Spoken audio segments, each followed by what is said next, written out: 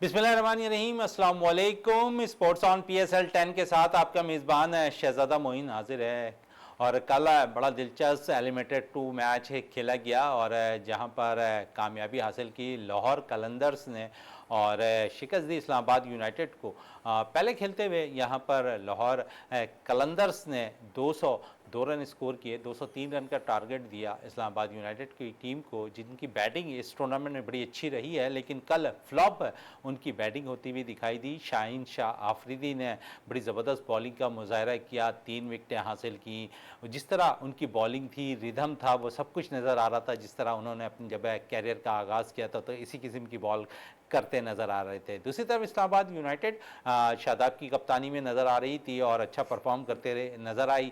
पहले एलिमिनेटर में भी अच्छा परफॉर्म किया था, जहां पर ये कहा जा रहा था कि इस्लामाबाद यूनाइटेड टीम अच्छा परफॉर्म कर फाइनल के लिए क्वालिफाई कर जाएगी। लेकिन कल के मैच में आउट क्लास किया लाहौर कलंदर्स ने और यहां पर शिकस्त दी 97 रन से। यहां पर लाहौर कलंदर्स ने इस्लामाबाद यूनाइटेड को मुकम्मल फ्लॉप हुई बैटिंग और 107 रन पर उनकी टीम आउट हो गई है। और इस पर आज हम बात भी करेंगे कि क्या वजह थी कि इस्लामाबाद यूनाइटेड जो मुसलसल अच्छी परफॉर्म कर रही थी बैटिंग में, कल अचानक उनकी बैटिंग जो है फ्लॉप हुई। और बात करने के लिए हमारे साथ आज स्टूडियो पे मौजूद हैं गौर रजा साहब, स्पोर्ट्स एनालिस्ट हैं। गौर साहब, सबसे पहले तो थैंक्स। प्रोग्राम में दूसरा एलिमिनेटर कल खेला गया। जिस तरह टॉस आखिरी 4 मैचेस में बड़ा इंपॉर्टेंट रोल अदा कर रहा है, कल भी टॉस ने बड़ा इंपॉर्टेंट रोल अदा किया और लाहौर ने इस चीज़ का एडवांटेज लिया, अच्छी बैटिंग का मुजाहरा किया, टॉस जीतकर 202 रन स्कोर किए। और जिस तरह कुशाला ने बैटिंग की, 61 रन की बारी खेली। फिर जो जिनसे उम्मीद थी, ख़ासकर अगर हम देखें तो कल के मैच में, और फ़खर जमान नाकाम हुए, लेकिन सहारा देते गए तमाम ही लड़के उनके मिडल ऑर्डर। हाँ, definite overall out class batting करते हुए लाहौर ने एक बहुत अच्छा टारगेट जो सेट किया, 200 का फिगर जब क्रॉस किया तो डेफिनेट इस्लामाबाद यूनाइटेड जो मुझे देखने में नज़र आया कि वो अंडर प्रेशर रही और जिसकी वजह से वो परफॉर्म करते हुए फिर ख़ास तौर पे जो पहला स्पेल शाहीन अफरीदी ने किया वो आउट क्लास ऐसा कर दिया जिसमें उन्होंने 2 विकेटें शुरू में ही वो लेके और बिल्कुल टीम को का मोरल जो है ना बिल्कुल ख़त्म कर दिया। इसलिए भी ये डिफरेंस जो नज़र आया 97 रन के 95 अराउंड मैं वो उन्होंने मार्जिन से वो मैच जीते, तो यही फ़र्क था। शुरू के अंदर जो हम समझ रहे थे टीम बहुत स्ट्रॉन्ग है, बैलेंस है दोनों तरफ से, और तीसरे नंबर पे क्वालिफाई की थी इस्लामाबाद यूनाइटेड ने और लाहौर 4th नंबर पे आते हुए क्वालिफाई करके आई थी। उनकी बॉलिंग ऑलरेडी पूरे PSL में सबसे स्ट्रॉन्ग। अच्छा गौर साहब, कल हमने देखा कि उनकी बैटिंग फ्लॉप हुई और 9 जो बैटर्स थे यहाँ पर इस्लामाबाद यूनाइटेड के, वो परफॉर्म करने से कासिर रहे, डबल फिगर में भी नहीं जा सके। कुछ परफॉर्मेंस दी यहाँ पर सलमान अली आगा ने, कप्तान शादाब ने कुछ सहारा दिया। सलमान अली आगा 33 रन करने में कामयाब रहे, 26 रन शादाब करने में कामयाब रहे।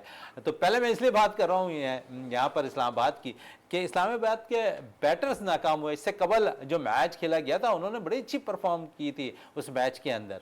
ओवरऑल इस्लामाबाद यूनाइटेड एक बहुत बैलेंस टीम है और मोस्टली PSL में उनकी जो ना विक्ट्री रही हैं।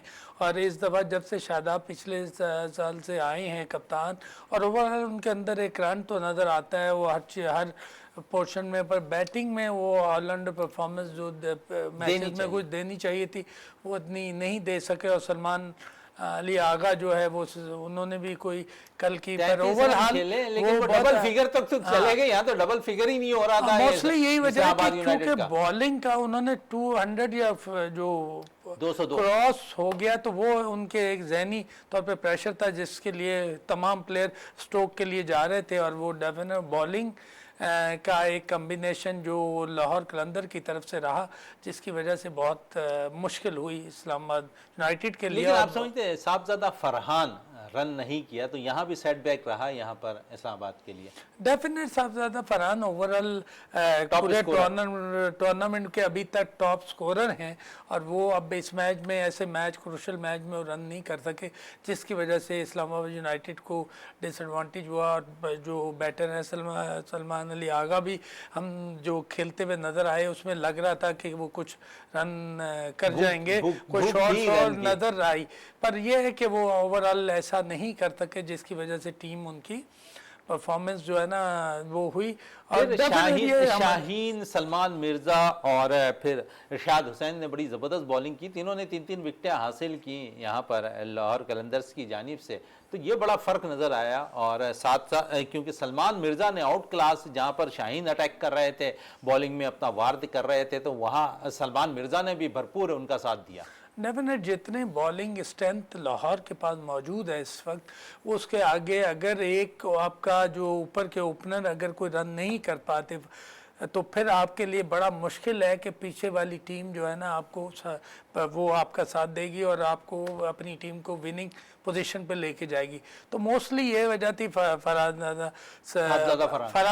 और वो ऊपर से ही जब उन्होंने परफॉर्म नहीं किया, जिसकी वजह से जो सारे लोग, एक होता है परफॉर्म करते हुए आ रहे हैं तो सब ट्रस्ट उसकी तरफ चला जाता है, यार फरहान अगर रन करेगा तो डेफिनेट, वो एक कप्तान का भी एक वो होता है कि उसके ऊपर वो पूरा फोकस रखते हैं कि ये परफॉर्म करे, तो फिर डेफिनेट ऊपर की जब आपकी परफॉर्मेंस देखते हैं एकदम गिर जाए तो बहुत मुश्किल हो जाता है आपके लिए इसे। अच्छा, सलमान मिर्ज़ा एक अच्छा इजाफा लाहौर कलंदर्स के अंदर, खूब तेज़ रफ्तारी से उन्होंने कल आउट किया, कुछ अच्छी फील्डिंग का भी मुजाहरा किया, एक टैलेंट और नज़र आ रहा है हमें सलमान मिर्ज़ा की सूरत में। हाँ डेफिनेट वो सलमान मिर्ज़ा एक फिटनेस लेवल उसका बाकी क्रिकेटर से थोड़ा सा डिफरेंट नज़र आया, उसके अंदर वो डिफरेंट टाइप ऑफ स्किल। हैरान थे शहंशाह अफरीदी भी आखिरी कैच पर। हाँ डेफिनेट वो कैचेस भी उसके बहुत अच्छे हैं, और वो हर जगह कोशिश करते कि पहुँचने की तरह, बॉल की तरह पीछे जाना। फिटनेस लेवल असल में वो डिफरेंट नज़र आ रहा है लाहौर के अंदर, वो नया लड़का जो उन्होंने इसे डाला है और लेके आए, और डेफिनेट इसकी परफॉर्मेंस की वजह से बहुत एडवांटेज हुआ है लाहौर को। अच्छा, फिर जब टॉस बड़ा इंपॉर्टेंट रोल रहा है, आ रहा है कि स्टैंड आपके पास बॉलिंग थी, उसका भरपूर फ़ायदा उठाया लाहौर कलंदर्स ने, और टॉस जीत कर उन्होंने पहले बैटिंग की, एक अच्छा स्कोर सेट करने में कामयाब हुआ है, लेकिन मुश्किलात तो लाहौर कलंदर्स को भी रही शुरुआत में। हाँ डेफिनेट वो उन्होंने टॉस ले जीत के डिसीजन लिया कि हमारे पास बॉलिंग स्ट्रेंथ बहुत ज़्यादा है, अगर हम 150 160 पे भी आउट होते हैं तो हम इसे मैच को ले सकते हैं। डेफिनेट उन्होंने उसी प्लान के तहत बॉल की, और वो तकरीबन 95 रन के मार्जिन से उन्होंने मैच को जीता। और अपने क्योंकि जब आप रहते हैं तो दूसरी उनकी जो है इस्लामाबाद यूनाइटेड भी ने बहुत अच्छा बॉलिंग बॉलिंग किया, लेकिन कल बैटिंग की अगर थोड़ी बात करें तो फ़खर 12 रन बनाने में कामयाब हुए। मोहम्मद नईम ने सेंचुरी स्कोर की, कल मुश्किल हालात में मोहम्मद नईम ने शो किया कि उनके अंदर टैलेंट मौजूद है। फिर अब्दुल्ला शफीक इससे कबल वाली इनिंग बड़ी धुआंधार खेल के जा चुके थे, कल 25 रन बनाने में कामयाब हुए, लेकिन क्रेडिट देना पड़ेगा कुशाला परेरा को, जिन्होंने बड़ी ज़बरदस्त है कल बारी खेली, 61 रन की इनिंग खेलने में कामयाब हुआ, और ऐसा लगता है कि आए टीम को ज्वाइन किया, परफॉर्मेंस देनी शुरू कर दी।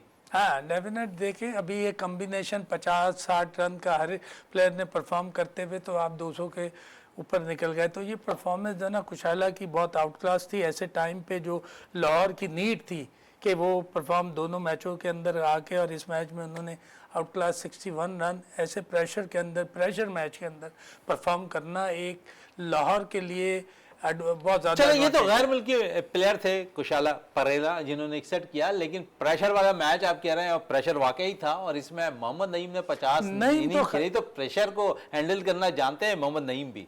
Definite Mohammad Naeem outclass उन्होंने बैटिंग की और कल रन किए, और अपनी टीम को एक ऐसी पोजीशन पे लेके गए कि वो उन्होंने ये मैच जीत के फाइनल के लिए क्वालिफाई किया। तो इस टाइप के क्रिकेटर जो है वो कम आते हैं प्रेशर मैच के अंदर परफॉर्म करना और अपने रन को, टीम को लेके जाना।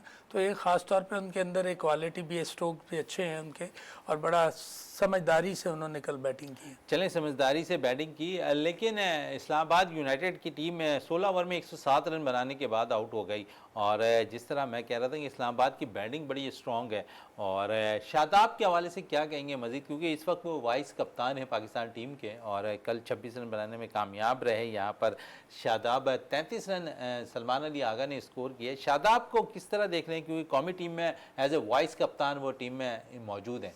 वो काफ़ी अरसे से अब वाइस कप्तान चले आ रहे हैं पाकिस्तान टीम के साथ, और उसमें ये भी रहा कि रिजवान के साथ भी रहे, अब बाबर आजम के कैप्टनशिप भी की है पाकिस्तान के लिए, कुछ लेकिन मैचेस सीरीज के में अंदर नाकामी हुई अफगानिस्तान तो के वो खिलाफ। डेफिनेट अब वो थोड़ा सा उसे यंग ब्लड के तौर पर इस्तेमाल कर रहे हैं, पर यहाँ भी उसे काफ़ी अब पिछले 2-3 साल से वो कप्तानी करते आ रहे हैं, तो इस अपने जो है टीम को लेके चलते हैं। पर यह है कि अगर टीम के प्लेयर की कम्बिनेशन इंटरनल ना लगे, थोड़ा सा कुछ चीज़ों पे एग्रेसिव नज़र आ जाते हैं जिसका प्लेयर पे प्रेशर आता है, जिसकी वजह से असल में आप जो सरफराज वाली क्वालिटी डेवलप हो कि वो सबको लेके चलता है, तो उस टाइप की कप्तानी की थिंकिंग आ जाए तो ये बहुत अच्छा इस कप्तान के अंदर नजर आई है, क्योंकि 6 टीमें थी और 6 में सिर्फ एक गैर मुल्की प्लेयर मौजूद थे और उसमें उन्होंने परफॉर्मेंस भी दी है। इस पर मजीद गुफ्तगू जारी रहेगी, लेकिन इस वक्त ब्रेक के लिए कहा जा रहा है, ब्रेक से वापस आते हैं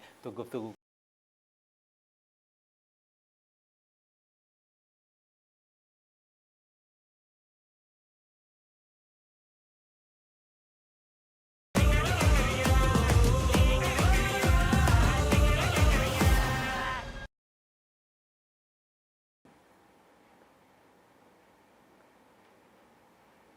एक मिनट छोड़ा कहाँ था हमने?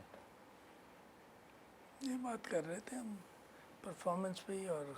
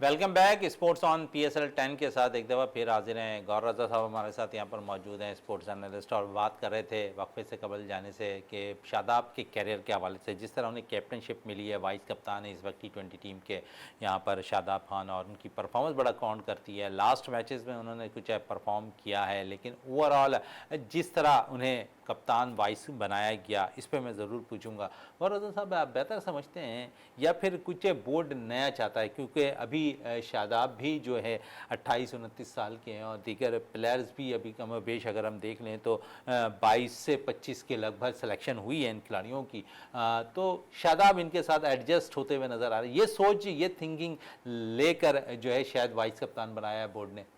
डेफिनेट, क्योंकि अभी तक जितने भी क्रिकेटर आ रहे हैं तो इन्होंने शादाब को पिछले 2-3 सीज़न में ये काफ़ी vice captain as a vice captain रहे हैं, फिर इस्लामाबाद यूनाइटेड के भी ये कप्तान हैं, तो उसे देखते हुए ताकि नए से नए कप्तान को इंट्रोड्यूस करके जो अगर उसकी परफॉर्मेंस थिंकिंग बन जाए कि वो मुख्तलिफ टूर्नामेंट्स के अंदर परफॉर्म दे के अपनी टीम को विनिंग पोजीशन पे लेके जाए, तो वो चीज़, वो साइको आपकी बॉडी अगर डेवलप हो जाए तो वो चीज़ें देखते हुए बोर्ड ने इन्हें साथ साथ अटैच किया, ताकि अगर ये वैसे ही करते हैं तो आने वाले वक्तों में कप्तान बनाया जा सके। तो मोस्टली पाकिस्तान के अंदर तो ये प्रॉब्लम रहा है ना कि वो कप्तान जो परफॉर्म कर रहा होता है उसे कप्तान बना दिया जाता है, लेकिन यहाँ पे उसकी थोड़ा सा बरक्स हुआ है। अप्रोच नहीं होती। जैसे अब सरफराज थे, वो पीआईए के कप्तान, अंडर 19 के कप्तान, वहाँ से ग्रेजुअली स्कूल, ऊपर कॉलेज, आए, यूनिवर्सिटी, कॉलेज, तमाम। यूनिवर्सिटी। कराची में हम बहुत अरसे से उन्हें देख रहे थे। पाकिस्तान टीम में जब आए वो इतने मैच्योर हो चुके थे कि पीआईए को कप्तानी वो करते थे और पाकिस्तान टीम में आके कप्तान किया तो उन्होंने अचीव किया कि आप चैम्पियन ट्रॉफी आपने जीती। तो इसी तरह बहुत सारी चीज़ें हैं जो आपको रिजल्ट देती हैं। अब इन्हें खैर अटैच किया हुआ है, ये अच्छे क्रिकेटर हैं, ऑलराउंडर्स, तो इन्हें अब ये भी थिंकिंग जो मेरी लग रही है कि किसी ऑलराउंडर परफॉर्मेंस वाले को भी साथ साथ अटैच रखें, वरना ये होता है कि अगर बॉलर है तो बॉलर उसकी थिंकिंग बॉलिंग को अपनी सपोर्ट कर रहा होता है, बैटिंग वाले बैटिंग। शादाब को बोर्ड ने बनाया है, इसी तरह सलमान अली आगा इस वक्त पाकिस्तान नेशनल टीम के T20 के कप्तान हैं, तो ये दोनों की अप्रोच एक जैसी लग रही है। सेलेक्टर्स ने एक ही जहन में रखा है कि दोनों ऑलराउंडर्स हैं।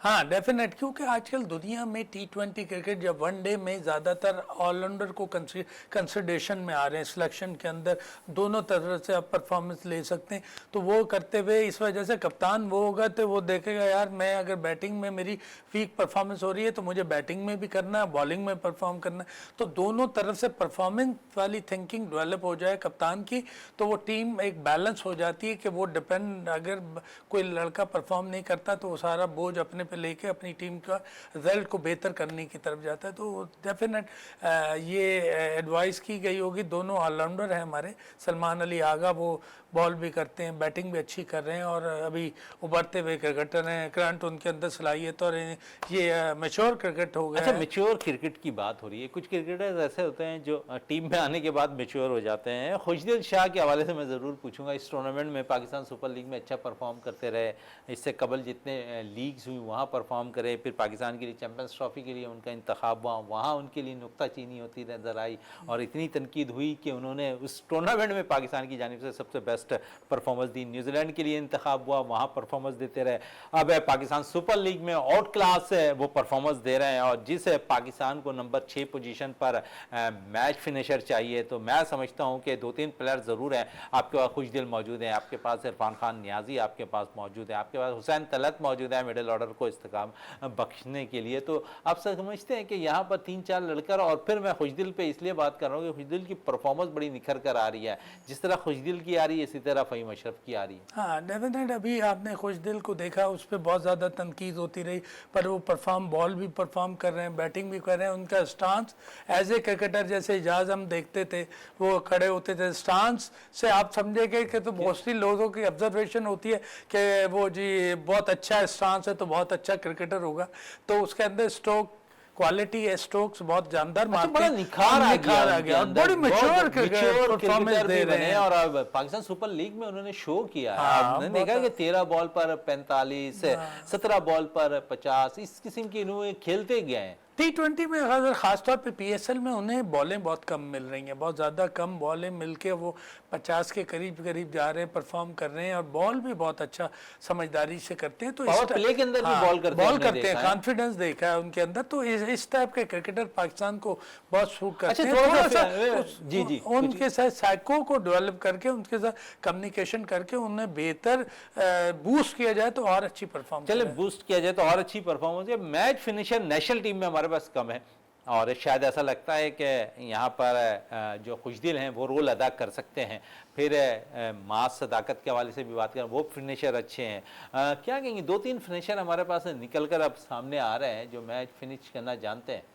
हाँ डेफिनेट, देखें ये लड़के जैसे माशाल्लाह और सदाकत तलत हुसैन है, ये हुसैन तलत, तो ये डेफिनेट ये दोनों परफॉर्म करते हुए अब PSL में नजर आए। इसी तरह नए नए लड़कों को आप चांस दे रहे हैं तो वो जब परफॉर्म करेंगे कि आपके पास निकल के आएंगे। तो ऐसे क्रिकेटर हैं जो प्रीवियस डोमेस्टिक क्रिकेट में परफॉर्म करते रहे हैं पर उन्हें चांस बड़ी लेट सिचुएशन के बाद मिलता है। जैसे अभी मैंने आपको जिक्र एक डाफी जगह कर रहा हूँ, ग्रेड 2 में शाह रज़ा हैं और डिफरेंट है लड़के जो परफॉर्म कर रहे हैं, सेंचुरी कर रहे हैं, कम कम बॉलों में करते हैं, स्ट्रोक भरपूर मारते हैं, तो पावर प्ले जो कर गए उनके स्ट्रोक्स हैं वो बहुत जानदार हैं। तो ऐसे क्रिकेटर को जब लाएंगे वो मैच फिनिश करते हैं और उन्हें पता होता है कि कितनी बॉलों पे कितने रन हमने अचीव करने, तो वो फिर इस टाइप के क्रिकेटर की जो थिंकिंग होती है वो आपकी रिजल्ट को चेंज करती है। बिल्कुल रिजल्ट को चेंज करती है, और यहाँ पर हम रिजल्ट चेंज होते हुए देख रहे हैं। तो रिजल्ट चेंज किया, इरफान खान नियाजी ने पाकिस्तान सुपर लीग में धुआंधार इनिंग खेली है। रिजल्ट चेंज किया, हसन नवाज ने बड़ी धुआंधार इनिंग खेली है। और अब मिडिल ऑर्डर जिस तरह खुशदिल मजबूत कर रहा है, इस तरह 2 प्लेयर्स के आने से और मजबूत हो जाएगी।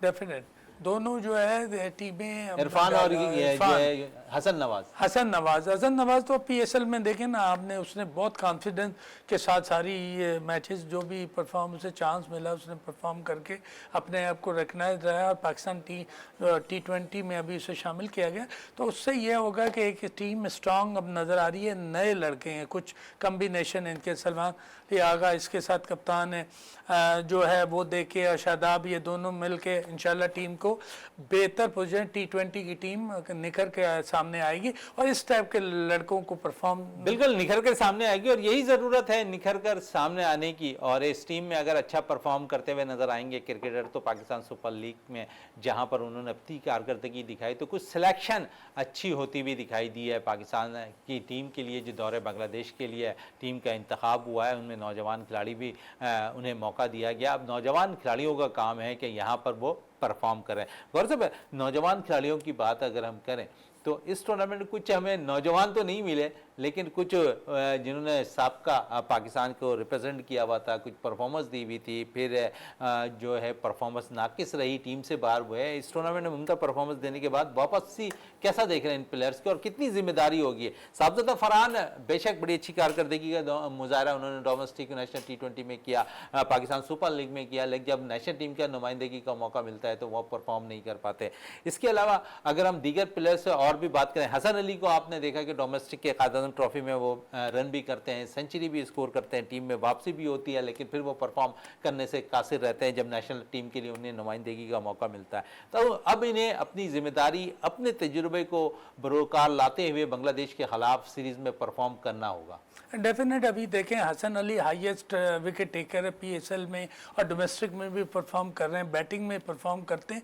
तो यहाँ अब ये बांग्लादेश के खिलाफ अपने जो विकेट्स के ऊपर परफॉर्म करके अपने आप को टीम के अंदर एक प्रॉपर जगह बना के कंटिन्यू परफॉर्म करें। तो जब तक ये लड़कों को जब चांस दिया जा रहा है, और माशाल्लाह डोमेस्टिक में साबज़ादा फरहान ने परफॉर्म किया, पर कुछ पिछली सीरीज़ में इन्हें डाला गया, परफॉर्म नहीं करे।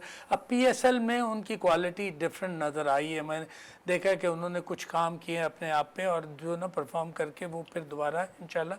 तो जब ये कम्बिनेशन बनेगा टीम के अंदर, असल में मसला ये है कि टीम कम्बिनेशन बनना, कप्तान के साथ वाइस कप्तान, और ये जो ना एक कोऑर्डिनेशन होता है। मोस्टली एक बॉलर है अगर अच्छी बॉल कर रहा है और कोई ऐसा कैच छोड़ जाए जान, अब कुछ हम जैसा बाहर बैठा तो ये सोच रहा था यार पता नहीं क्या अंडरस्टैंडिंग है कि इसने कैच को ड्रॉप कर दिया। तो वो असल में कुछ काम ऐसे हैं जो आप समझ रहे हैं, बॉल की कंडीशन, सिचुएशन कहाँ आ रहा है, उसमें रिएक्शन टाइम है, फिर आपकी स्पीड, बॉल की तरफ कैसे जाना है, तो बॉडी कोऑर्डिनेशन है, बॉल की तरफ कैसे रीच करना, ये सारा कम्बिनेशन बॉल डिलीवर करते हुए आपने सोचना। उस पे जब तक हमारे जो फिटनेस ट्रेनर्स हैं वो इन्हें काम नहीं कराएंगे, सिर्फ बैटिंग और बॉलिंग स्किल पे काम करते रहेंगे, तो हम थोड़ा सा फिटनेस लेवल की लैग करते हैं, जिसकी वजह से हमारा रिएक्शन टाइम, स्पीड और एजिलिटी जो हमें स्किल परफॉर्मेंस के लिए चाहिए उस पे काम नज़र नहीं आता। अच्छा, काम नज़र नहीं, बड़ी अच्छी बात आपने कही। और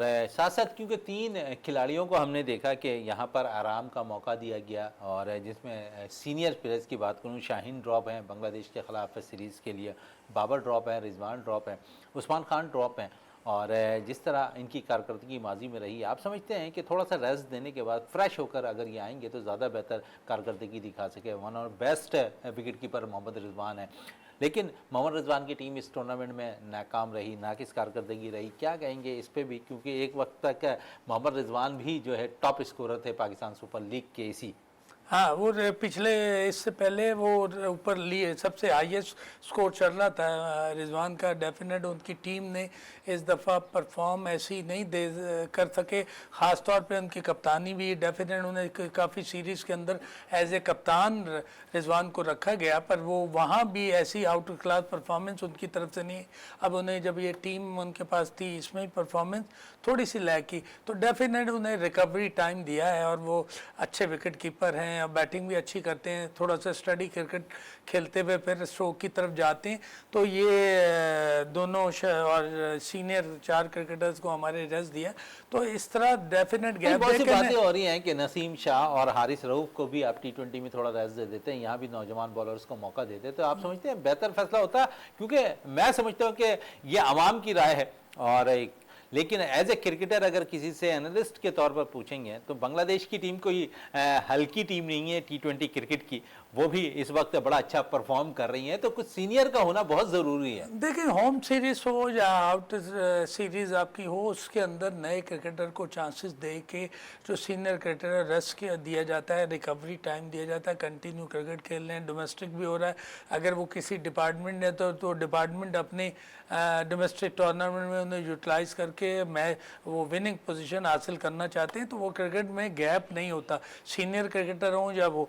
तो इसलिए अब इस टाइप की जो होम सीरीज़ आपके पास है उसके अंदर इन्हें रिकवरी टाइम दिया ताकि ये अपनी वो रखें। बाकी जो अभी आने वाली सीरीज़ हैं या कोई टूर्नामेंट है तो उसके अंदर इन्हें कंसिडर वो डेफिनेट ये टीम के पार्ट होंगे और पाकिस्तान को इंशाल्लाह। बिल्कुल, गौर रज़ा साहब कह रहे हैं कि ये टीम का पार्ट होंगे एज ए सीनियर प्लेयर। थोड़ा सा रेस्ट दिया है बांग्लादेश के खिलाफ सीरीज़ में, और कुछ अच्छे खिलाड़ियों को मौका भी मिला है जिन्होंने पाकिस्तान सुपर लीग 10 में परफॉर्मेंस दी है। इस वक्त ब्रेक के लिए कहा जा रहा है, ब्रेक से वापस आते हैं तो गुफ्तगू को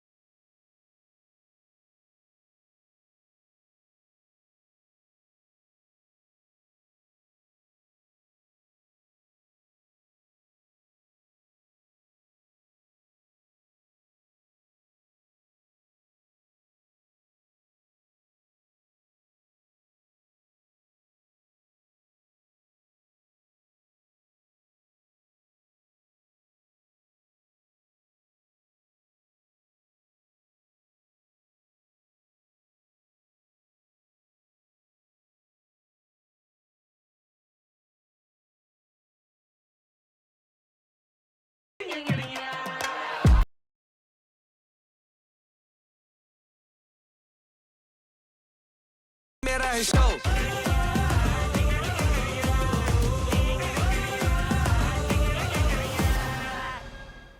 welcome back. Sports on PSL 10 के साथ हम हाजिर हैं, और पाकिस्तान सुपर लीग अब अख्तामी लम्हात पे कल इसका फ़ाइनल खेला जाना है, और लाहौर कलंदर और कोयटा ग्लेडिएटर्स के दरमियान। और शायकीन क्रिकेट की एक बड़ी तादाद कल हम देखेंगे कि लाहौर के गद्दाफ़ी स्टेडियम में मौजूद होगी इस फाइनल मैच से कबल है, क्योंकि दोनों टीम की कारकर्दगी इस टूर्नामेंट में बड़ी अच्छी रही है। लास्ट 2 मैचेस लाहौर कलंदर बड़ा अच्छा खेलती आई है। ओवरऑल पूरा टूर्नामेंट कोयटा ग्लेडिएटर्स ने उमदा परफॉर्मेंस दिया।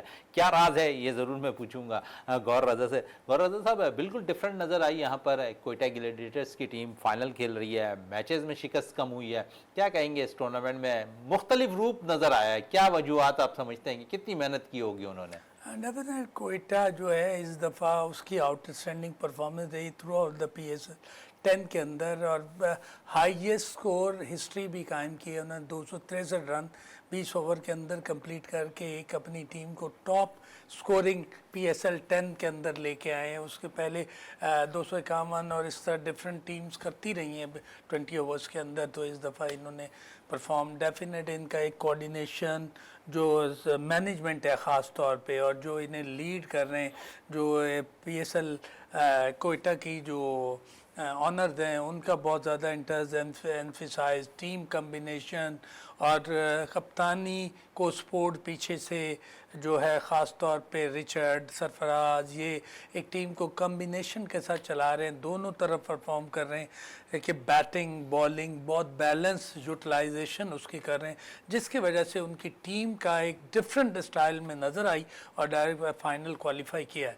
अच्छा, इसमें आपने कहा कि पूरी मैनेजमेंट अच्छा काम कर रही है, रोल कप्तान का भी नज़र आया है और कप्तान है क्योंकि सरफराज से काफ़ी मुतासिर हैं, सरफराज के साथ काफ़ी क्रिकेट खेली है, इसका भी फ़र्क आप देख रहे हैं कि बहुत कुछ मुंतकिल किया होगा सऊद शकील के अंदर। हालांकि जब वो कप्तान बने तो उन पर भी तनकीद हो रही थी कोयटा ने क्यों इन्हें कप्तान बना दिया, क्योंकि T20 फॉर्मेट के मुताबिक सऊद का इंतखाब शायद नहीं हो पाता है। डेफिनेट देखिए, ये तो मैनेजमेंट का डिसीजन, ओवरऑल उसे कप्तान बनाया, पर वो बहुत सूटेबल कप्तान रहा और अपनी टीम को फाइनल में लेके आया। सरफराज का तो एक साथ है ही, विवन रिचर्ड एक पॉजिटिव आदमी है, वो जो है ना बूस्ट करता है, उसे देखे ग्राउंड के अंदर उसका जो एटीट्यूड है जब पब्लिक के साथ, उसके जो इम्प्रेशन दिखाता है, परफॉर्मेंस पे छक्का लग रहा है, चौका लग रहा है, तो उससे ना पूरी टीम बूस्ट हो जाती है। वो जो है ना असल में फिजिकल जो उनकी शुरू से हमने देखा कि जेल होती नजर आई है कोयटा ग्लेडिएटर्स की टीम। इससे कबल अगर मुख्तलिफ हम PSL देख लें, सिवाय जहां पर इन्होंने फाइनल में टाइटल जीता, लेकिन उसके बाद भी हमने देखा कि बड़े उतार चढ़ाव जो है ना कोयटा ग्लेडिएटर्स के अंदर आए। और अब ये वाहिद पाकिस्तान सुपर लीग 10 है जहां उनका शुरू से मोमेंटम बना रहा और मोमेंटम अब तक फाइनल से कबल तक बना हुआ है। डेफिनेट यही चीज़ें आप देख रहे हैं ओवरऑल, जब से इन्होंने शुरू से मैचेस खेला, हम सबको कोयटा, जब पूरे पाकिस्तान में ये ओपिनियन बना है कोयटा सबसे कमज़ोर टीम के थिंकिंग के तौर पे, पर उन्होंने परफॉर्मेंस करते हुए बहुत स्ट्रॉन्ग टीमों के अगेंस्ट जब परफॉर्म किया और अपने आप को फाइनल तक क्वाली किया, ये एक डेफिनेट मैं कहूँगा उनके अंदर जो बैटिंग फील्डिंग सब में ओवरऑल परफॉर्मेंस बहुत अच्छी रही, कोऑर्डिनेशन रही, फिर ये है कि पॉजिटिव जेस्चर था उनका परफॉर्मेंस जीतने। हाँ, अगर कई मैच हारे भी हैं तो वो ओवरऑल उन्होंने बहुत कम मैचेस लूज़ किए हैं। और एक हसन नवाज से कितना फर्क पड़ा, मिडिल ऑर्डर पर आकर रन करते दिखाई दिए हसन नवाज? डेफिनेट उनके ऊपर से दो मैच ऐसे थे जहां पर शायद ऐसा लग रहा था कि वो मैच हार जाएगा, लेकिन फिर हसन नवाज का बल्ला चला और फिर उसने एक तरफा कर दिया मैच। डेफिनेट देखें, मिडिल ऑर्डर आपके पास स्ट्रांग होती है, ऊपर के प्लेयर आपके पास स्ट्रांग हो, दोनों कॉम्बिनेशन जब बनता है ना तो वो फिर परफॉर्म के आप पे डिपेंड करते हैं। तो ये असल में यूटिलाइजेशन, फिर फीडिंग, जो बाहर से फीड, जब आप चौथे पांचवें नंबर पे आ रहे हैं, हसन नवाज को गाइडेंस कैसी मिल रही है, क्या मिल रहा है, कैसे बैटिंग करने कैसे चल रहा है, उसने अपने आप को प्रूव किया और उसकी परफॉर्मेंस की वजह से कोयटा को बहुत ज़्यादा एडवांटेज रहा।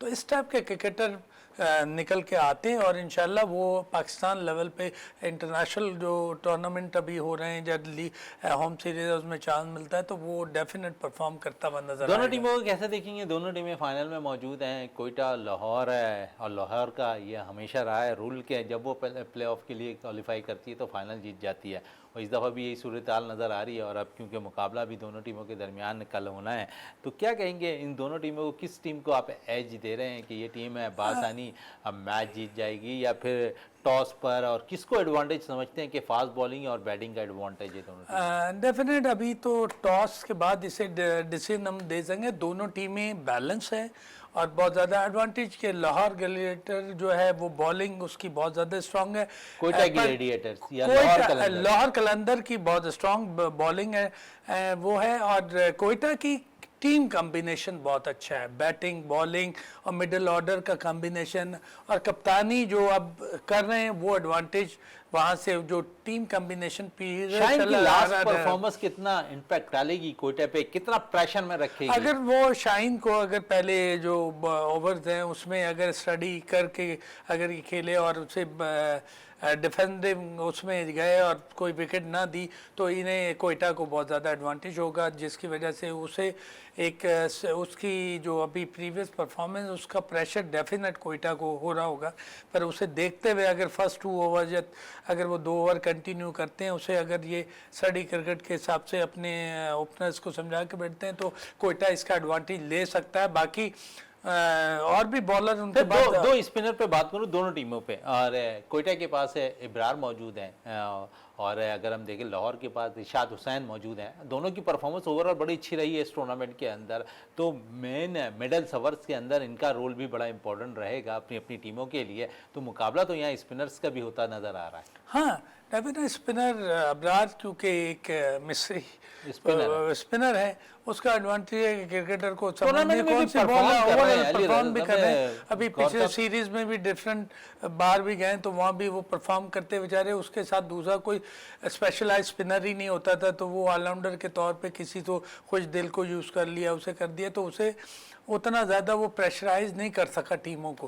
पर यहाँ क्योंकि अब टीम का वो होता है कम्बिनेशन, तो वो ओवरऑल अपने रन भी रोक रहा है, परफॉर्म भी कर रहा है। अभी भी वो पहले 4 पे 16 विकेट के साथ चौथे नंबर पे चल रहा है अबरार ओवरऑल पीएसएल के अंदर।